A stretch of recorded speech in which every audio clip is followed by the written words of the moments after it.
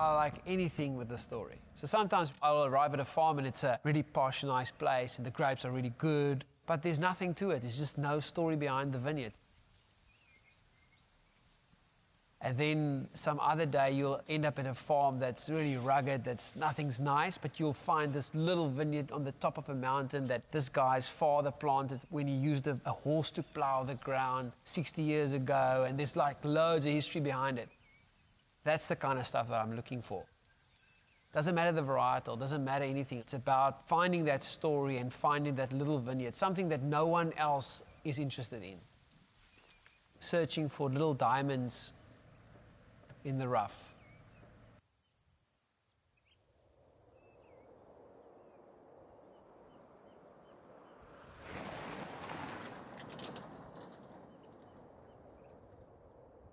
Talking about the young winemakers that are really, not necessarily young, but people with different ideas, people who are prepared to go beyond boundaries. And Peter Walser is an absolute example of it.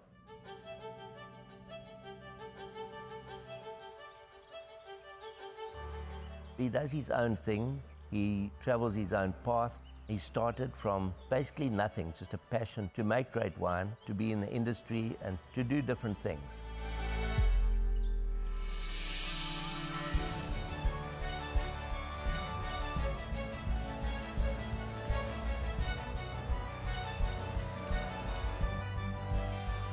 So often these days, people judge a wine before they've tasted it, and that is exactly where he came along and said, it's blank bottle, you don't have to judge it, you don't have to say, oh, I don't like Chardonnay. You taste the wine and then you say, yeah, I do like it, even if it's called something weird. And then you find out, oh, it actually is Chardonnay.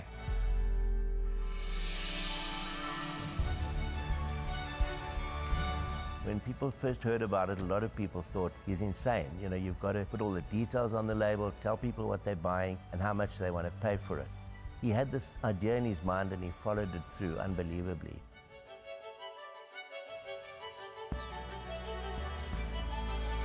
Peter's got an amazing eye for vineyards, for good grapes. That's what makes a winemaker, is someone who can see what's going to come out of the vineyards and then really puts it into the bottle in the best possible way.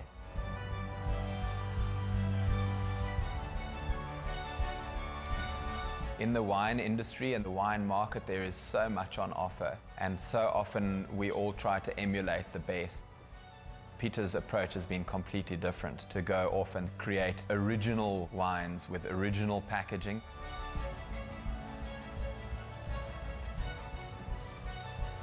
One has to always go back to the quality of the wine, and his wines are really great.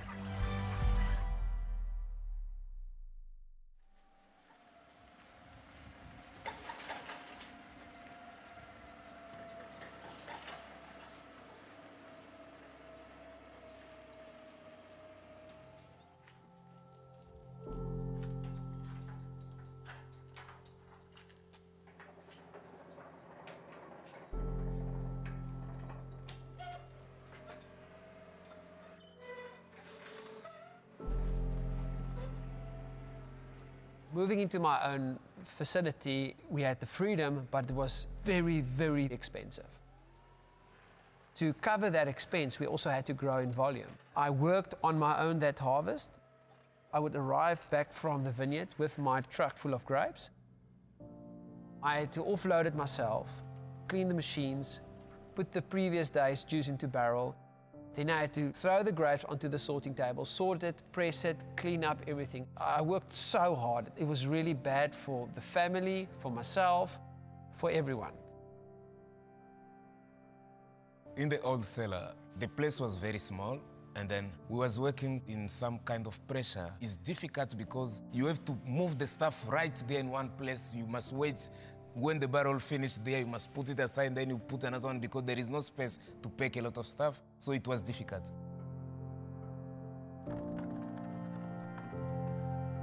So if I look back, I've got this love-hate relationship with the old winery. It was initially that sense of freedom, but the financial cost and the physical cost to make wine on my own there was so huge that I, in a certain sense, hated the place, but the other sense, I knew I had to do it.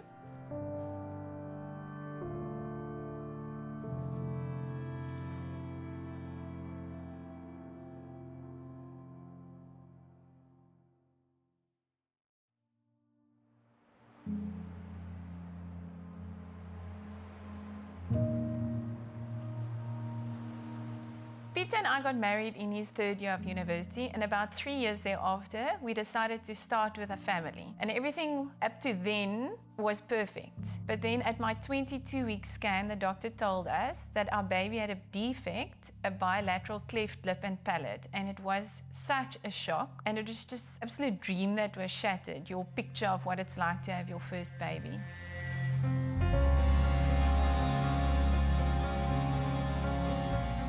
And on top of that, he was born 6 weeks prem. Every night was 2-3 hours screaming, non-stop, and there was absolutely nothing you could do to stop him. It was just a question of survival. He had his first operation when he was 4.5 months old to close his lip, and the second operation he had when he was 9.5 months old to close his palate. I woke up one morning from a noise in the kitchen, and I found Peter standing there completely confused, covered in blood. And my first thoughts were that he had a stroke, and we rushed him to hospital. And after a first and a second and a third opinion, he got diagnosed with juvenile myoclonic epilepsy. And he was 30 years old, and he was booked off driving for a year. So you can imagine having your own business with a small baby and not being able to drive. So at that stage, I just decided there's no ways I can carry on working. I had my own Pilates studio, and I decided to sell the studio and started driving Peter around. I still remember one night, Peter had a wine tasting in Cape Town, which I had to drive him to. And it was pouring with rain, and I had nowhere to take the baby, so he had to go along. So we were sitting in downtown Cape Town, outside this apartment building where Peter was presenting the tasting, with the rain gushing down on the car, with this 7-month-old baby on the back seat. And I still remember sitting there and thinking, this is crazy. This is really not my picture of how it would be with me and my first child.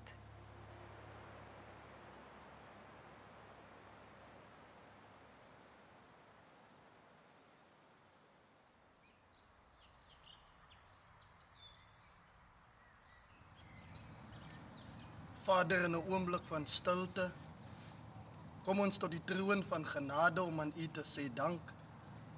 Here, dat U het ons deur 'n nag gedra en weer eens vanmôre ons oë oopgemaak. Dat ons hierdie dag kan aanskou, Here, dat U is goed en dat U is regverdig. Kom dan nou, Here, en seën ons elkeen na mate U wonderlike wil.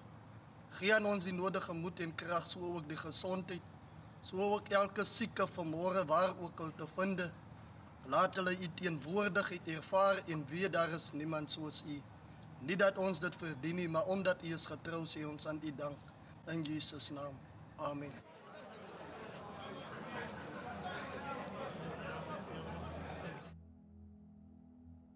For the first 7 years of making wine, I hated my own labels. I had no money to pay for a designer. I had no designing skills. It had this name Blank Bottle written in a little block on Word, and I just changed the color.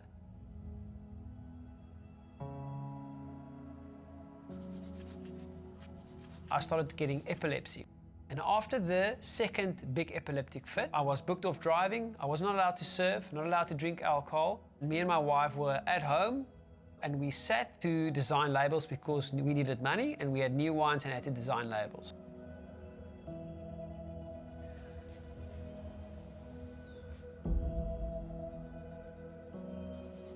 I couldn't look at the computer because of that flickery thing on the screen. So we took scissors, paint, paper, and we started designing labels like that. And for the first time in my life, I designed a label that I actually liked. We called the wine Epileptic Inspiration. I would say the turning point for Blank Bottle was when Peter entered the Wine Stars competition. It was a UK-based competition, and he flew to London, and he had 3 minutes to pitch Blank Bottle to all these judges who were all importers of wine in the UK. My brand is called Blank Bottle, and Blank Bottle started off 8 years ago as a joke. So what happened is a lady came to me and said she wants to buy wine from me, but she doesn't drink any Shiraz. I only had 100% Shiraz, so I walked into my kitchen, I worked there, and I poured her a glass of wine, and she tasted the wine and said, it's great, she wants to buy 3 cases. He did such an incredible job that all of the judges wanted to list him. But some of the wines you do, it's just completely blank label. So it doesn't say anything, which is great. Actually, when I saw your first concept and all the explanation, I thought sometimes there's a very thin line between being insane and being genius. You are the latter, which is good. There was one huge UK retailer that wanted to list Blank Bottle, and he wanted us to go with huge volumes. Peter, Laithwaites are a larger independent wine merchant, but it's exactly the same principle that applies. We sell a lot of our wine direct to customers through shops and through the guys who work on the phone, and they'd love to tell your story. And Peter just said no. I remember still thinking, it's crazy because we really need the money.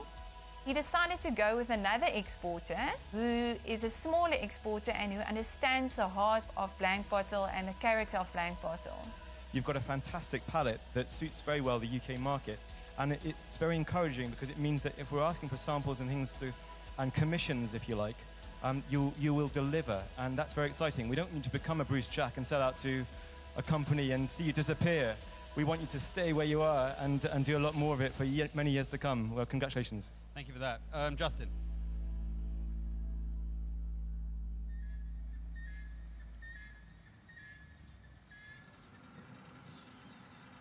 Everything that happens here is driven by a vineyard with a great story.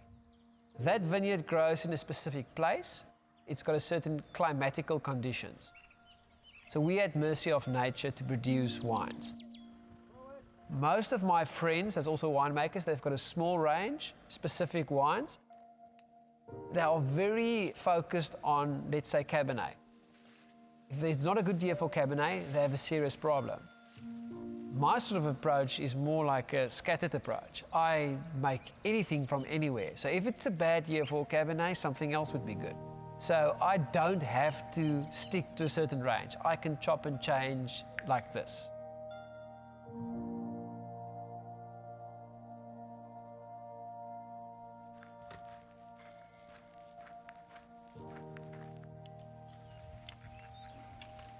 Timing vir ons blik is absoluut perfek.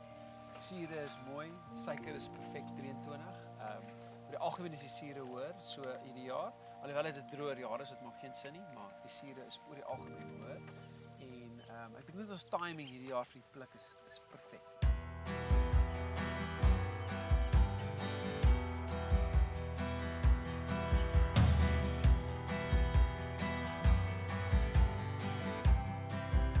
The most important relationship in this whole chain from vineyard to end consumer is the relationship with the farmer.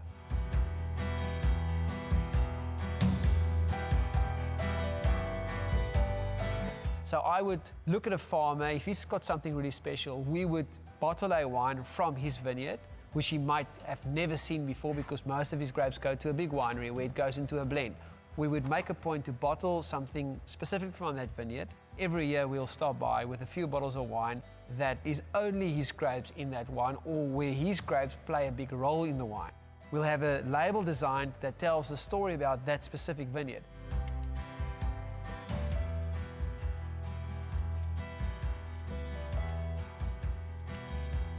I think to build that relationship is not about, it's not business by buying grapes. Yes, you do that, you pay on time, you pay a lot for the grapes, but the most important is you give something back to the farmer that he has never had before. Farmers are proud people. They like to receive stuff like that, that tells a story about his soil.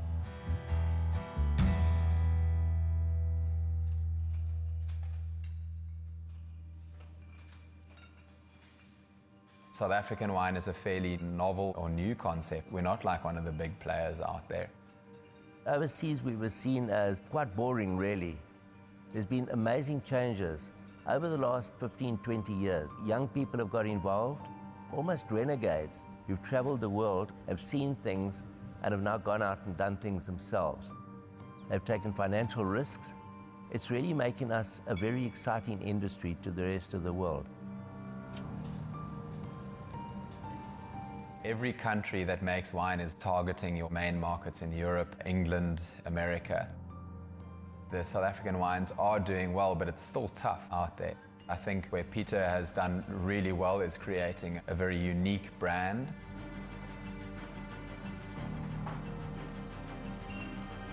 It's a point of difference and that draws people towards them. That's where he's taking that challenge sort of head on. At first he actually said to me, it's not going to work because he doesn't really need somebody.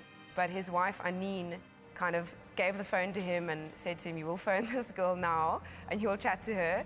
You need help. You need somebody to come and help you. Everything is done very manually. There's not a lot of machinery. So for one man to do it alone, it's really physically hectic.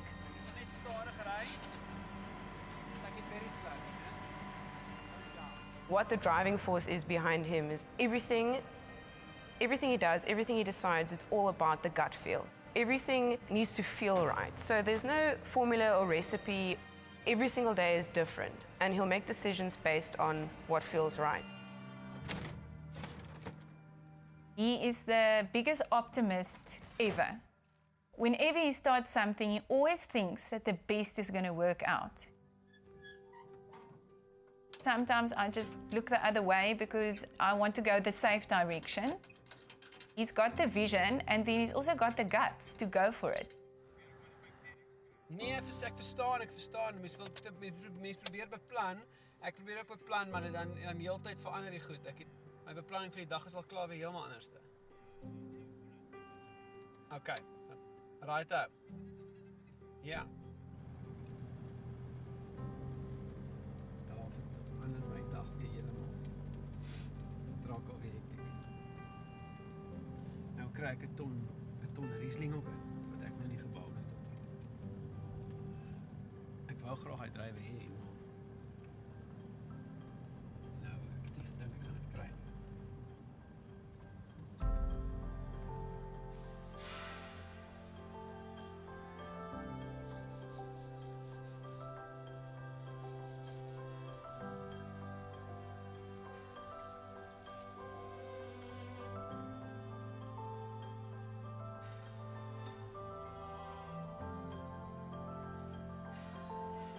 There's no recipe for this is what it's going to be like. Some wines, every year we do a continuation of it, like Moment of Silence or Koffer. Other than that, it's always changing.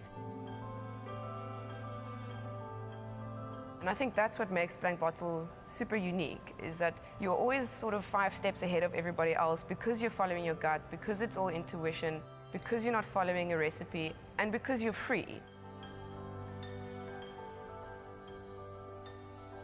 Up until a few years ago, very few people had heard about Peter. I always found it very cool that I knew him and I knew his wines and I loved his wines. And I'd met many of his customers actually. And then I'd go to industry players and say, oh, I had a great bottle of Blank Bottle last night. And they're like, what's that? Even top merchants in Cape Town who had never heard of him. Tim Atkin came out here, who was a wine writer, and he said, oh, who's good in South Africa? And I said, Peter Valse at Blank Bottle. And he was like, who's that? I'd never heard of him.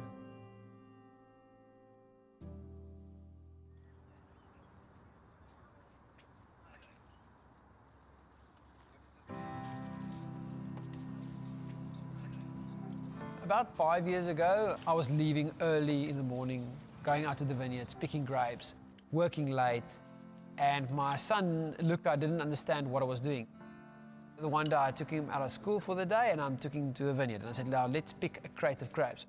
And we squashed it and made a wine for him in the kitchen. Ons het nou in die kelder Sinsou en Grenache wat ander tipe druiwe is, anders smaak as hierdie. So ons gaan bietjie Grenache en 'n bietjie Sinsou nog in jou kussie sit. Everything that he does, he says it's to provide for his family. Family is everything to him.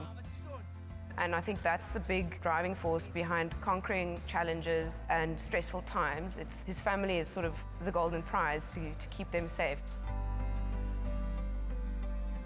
He understands the whole process of picking grapes all the way. So if he walks into the winery, he knows that that tank's busy with fermenting. I have to punch down that one's in barrel, it's aging, that's in bottle. He understands the process. He knows what I'm doing here. His first year was only 1 bottle of Shiraz. So each year he makes about 20 little bottles and he sells it out.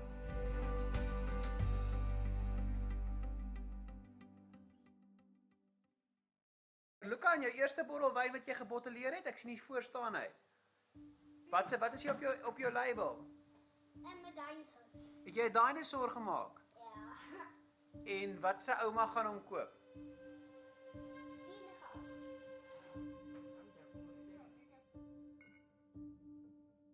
To me, Pete is not like my boss.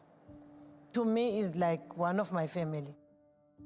I remember the first time I'm working here, I couldn't put a sticker. But Peter was very, very patient to me. He taught me how to put a sticker and how to work. And that day, I feel so great. I'm provided. I'm up. I'm so proud. When Peter is going overseas, he's taking a trip. When he's coming back, he said, "Oh, I saw the wine is so clean. I'm so happy because I know that is coming out on my hands. I know I can provide the whole world on my hands."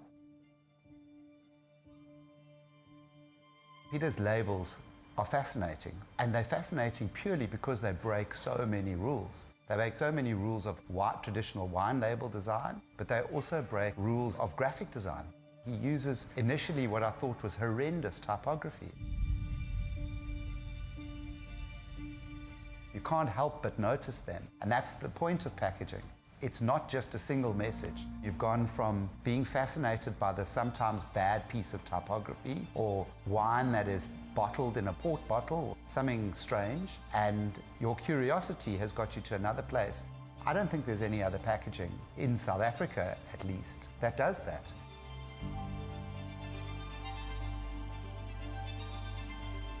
Something in my brain changed. When I started getting epilepsy, I got, in a sense, more interested in charcoal sketches, paint, woodcuts, whatever. So I started doing all these things.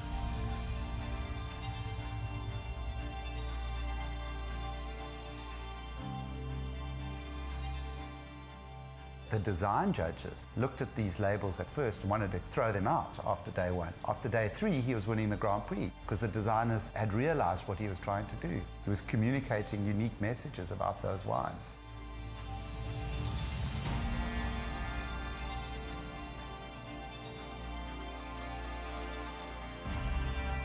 The whole idea was always to tell the story about the vineyard in a subconscious way to the consumer, that he would look at the label and get some sort of idea what he's about to taste.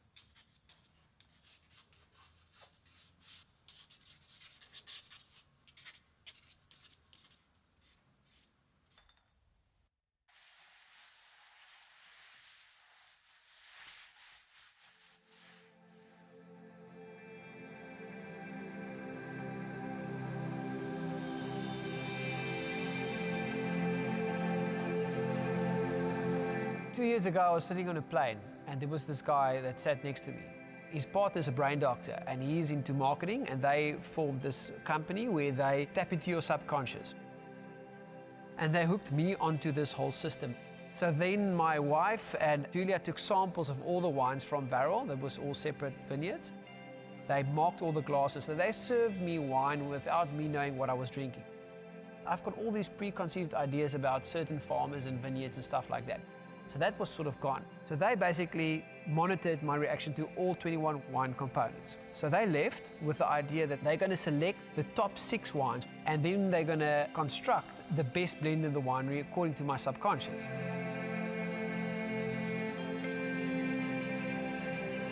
So each wine, the top one, had a graph from when I smelled it, tasted it, and we would match these graphs on top of each other to sort of form the perfect wine. From there, we worked percentages of each vineyard that needs to go into this blend to make the perfect wine.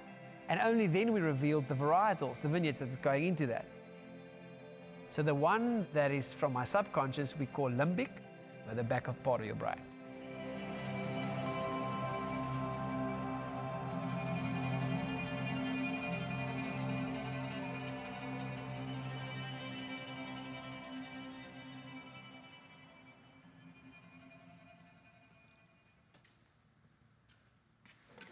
He draws crowds.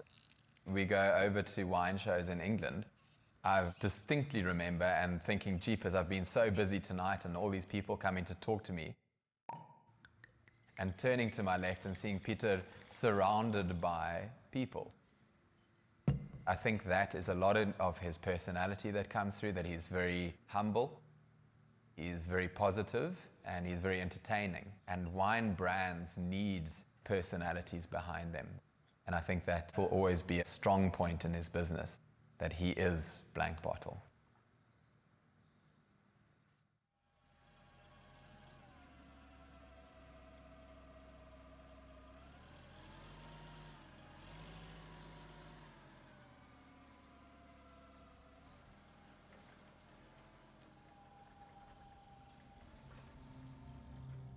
To move from the small winery to the big one, the thing that astonished me the most is that we started unpacking, and we unpacked, and it just didn't stop. I had 186 barrels in that small cellar. So whatever you see in this winery, it all came from there. The biggest thing, I think, moving into this winery, felt like someone sort of released me from jail. I was in jail and I was like set free.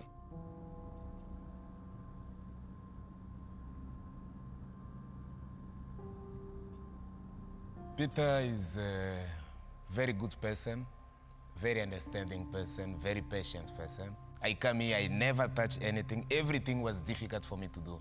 Today, I'm working in the cellar as a senior to my colleague. Since I come here, I know how the process works now, how to make wine. Because my boss and Julia can be somewhere, they can tell me something to do and they can do it.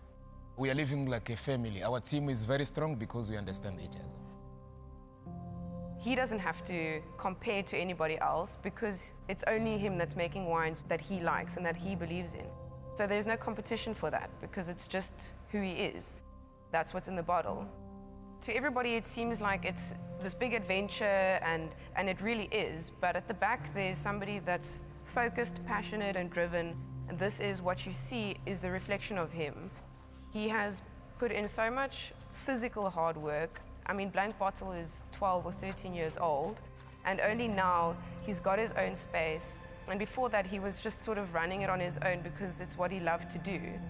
So it's not to impress anybody or to make wine that anybody else is going to like. It's all just, it's his heart and soul. It's his project, it's his gut. It's a continuation of him. That's what Blank Bottle is.